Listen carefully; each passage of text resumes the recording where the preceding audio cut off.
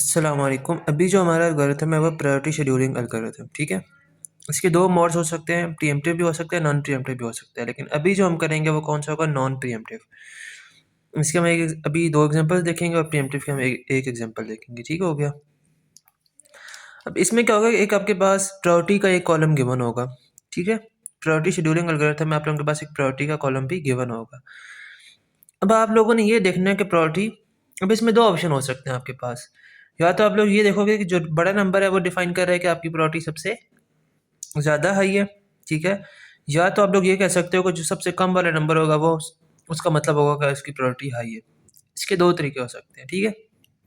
मतलब पेपर में या तो टीचर या सर आपको मेंशन कर देंगे कि इसकी प्रायोरिटी क्या है, higher to lower. Higher to lower का मतलब होगा कि हायर नंबर मीन्स ज़्यादा प्रायोरिटी है उस प्रोसेस की। या तो टीचर ये मेंशन करेंगे प्रायोरिटी इसकी क्या है, लोअर टू हायर, मतलब जितना प्रोसेस कम, कितना जिस प्रोसेस की प्रायोरिटी कम है उसकी आप कह लो कि वो ज़्यादा प्रायोरिटी उसकी हाई है, ठीक है। मतलब कि जिस प्रोसेस का प्रायोरिटी नंबर जब सबसे कम होगा उसकी प्रायोरिटी सबसे हाई होगी। ये दो तरीके हो सकते हैं, ठीक है। वैसे ये चीज़ है कि मेंशन होगा पेपर में, अगर नहीं मेंशन तो फिर आप लोगों की अपनी मर्जी होगी। मैं अभी इस केस में कौन सी प्रायोरिटी ले रहा हूँ, हायर टू लोअर, मतलब जो सबसे बड़ा नंबर है इट मीन्स कि उसकी प्रायोरिटी हाई है। सबसे पहले कौन सा प्रोसेस आएगा, P4, क्योंकि उसकी प्रायोरिटी क्या है, सबसे ज़्यादा हाई है। P4 किधर से किधर तक चलेगा, 0 से लेकर बस टाइम क्या है, 1 है, 0 से 1 तक चलेगा।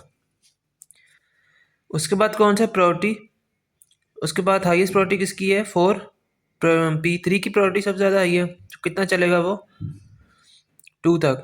1 + 2 करो कितना हो जाएगा, 3। बस टाइम उसका 2 है तो 1 + 2 3 हो जाएगा। अब थर्ड नंबर पे किसकी प्रायोरिटी हाई है, P1 की, तो P1 आपका कितना चलेगा, 3 + 10, बस टाइम 10 है तो 3 + 10 कितना हो जाएगा, 13, ठीक हो गया। अब P1 के बाद किसकी प्रायोरिटी हाई है, P5 की।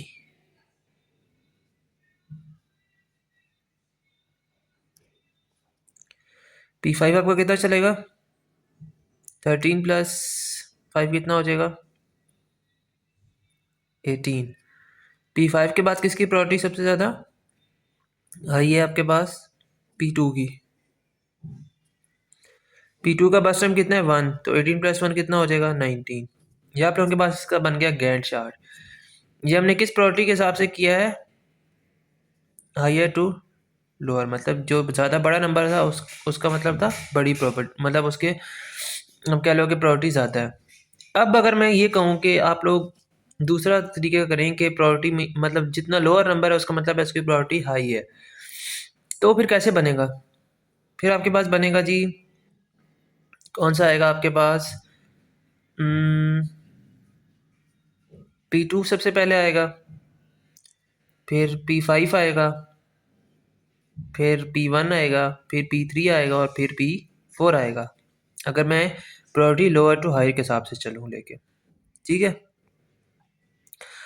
और अच्छा ये चीज़ आप लोगों ने करनी कब है, जब आपके पास अराइवल टाइम का नहीं गिवन होगा, तो बस आपने इसको उस हिसाब से लिख देना है। मतलब प्रायोरिटी डिसाइड करके आप लोग हायर टू लोअर लेकर चलना चाह रहे हो, लोअर टू हायर लेकर चलना चाह रहे हो, ये फिर आपने करना ही कब होगा, जब आपके पास अराइवल टाइम का कॉलम नहीं होगा, ठीक हो गया। अब इसमें आप टर्न अराउंड टाइम, इसका क्या कहते हैं, वेटिंग टाइम, रिस्पॉन्स टाइम, ये निकाल सकते हो। टर्न मैं फार्मूला लिख देता हूँ साइड पे, वो आप लोग निकाल खुद लीजिएगा, क्योंकि अभी टर्न अराउंड टाइम का फार्मूला ही होगा आपके पास,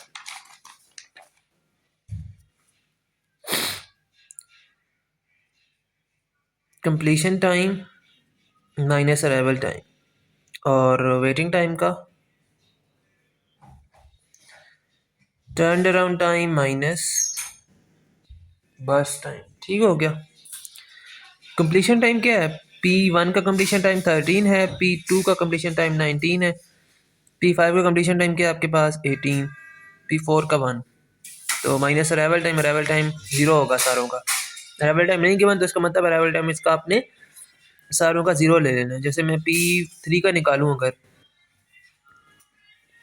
टर्न अराउंड टाइम P3 का निकालें, P3 का कंप्लीशन टाइम क्या है 3, माइनस अराइवल टाइम उसका 0 है, तो P3 का टर्न अराउंड टाइम क्या होगा 3। इसी तरह आप बाकियों के भी निकाल सकते हैं।